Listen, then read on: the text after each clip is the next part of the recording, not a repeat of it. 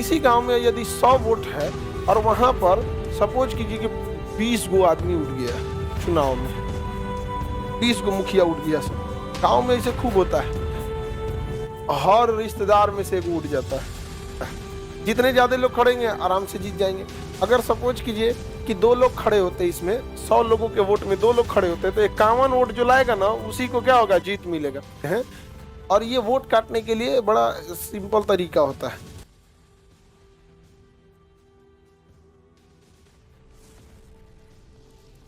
राष्ट्रपति का न्यूनतम कोटा, राष्ट्रपति का न्यूनतम कोटा।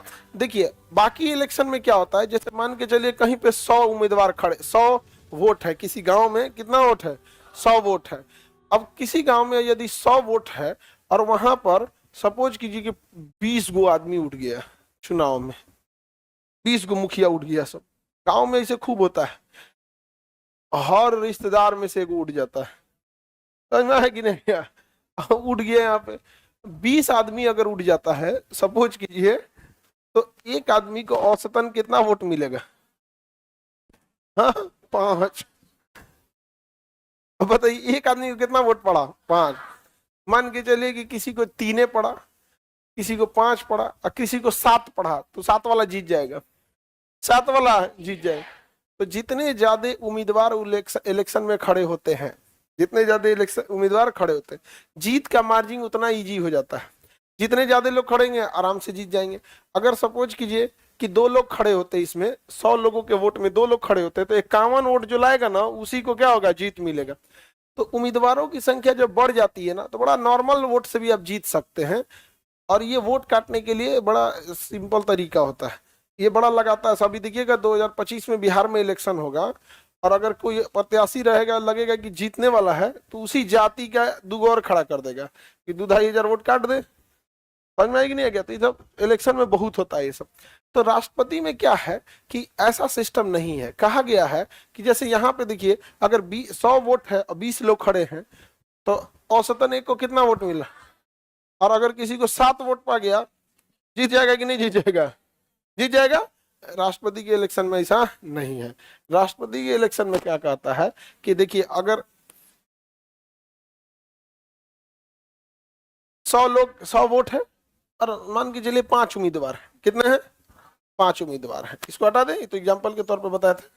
100 टोटल वोट कितना है, 100 टोटल उम्मीदवार कितने हैं, 5। तो कहता है कि 100 वोट में जितने उम्मीदवार खड़े हैं प्लस 1 लिख दीजिए, प्लस 1।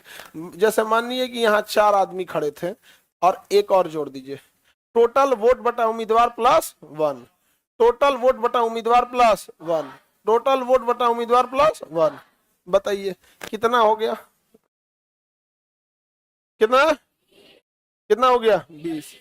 अब फिर लास्ट में 1 और जोड़ दीजिएगा, तो इसको भाग दीजिएगा, तो ये हो गया 20 बटा 5, 4 1 5, और फिर लास्ट में 1 जोड़ना होगा, 20 प्लस 1 कितना हुआ, 21। टोटल वोट बटा उम्मीदवार प्लस 1 प्लस 1, टोटल वोट बटा उम्मीदवार प्लस 1 प्लस 1, टोटल कितना आंसर आ रहा है, 21। कितना आ रहा है, अब 21 से कम वोट नहीं आना चाहिए उसका।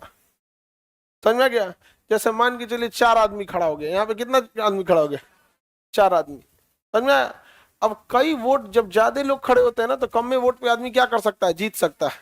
अब कोई मान के चलिए एक आदमी आया 15 वोट, किसी का आया 18 वोट, एक का आया 15, एक का आया 18, एक का आया 19, एक का आया 20 वोट।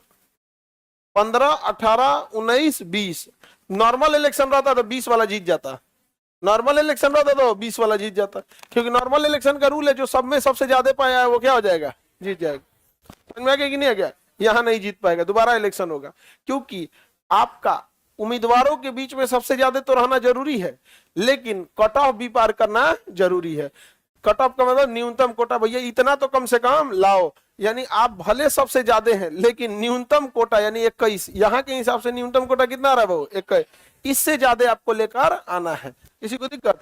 जैसे आप बोर्ड एग्जाम को देखिए, बोर्ड एग्जाम में अगर 100 बच्चों ने फॉर्म भरा और अगर सबका आंसर अच्छा है तो सबके सब पास हो जाते हैं। बोर्ड एग्जाम में सब पास हो जाते हैं, जैसे मैट्रिक इंटर में पास हो जाते हैं।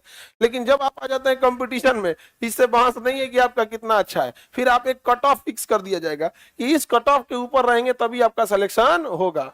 होता है कि नहीं होता है इससे? तो राष्ट्रपति के लिए भी क्या किया गया, एक न्यूनतम कोटा फिक्स कर दिया गया है।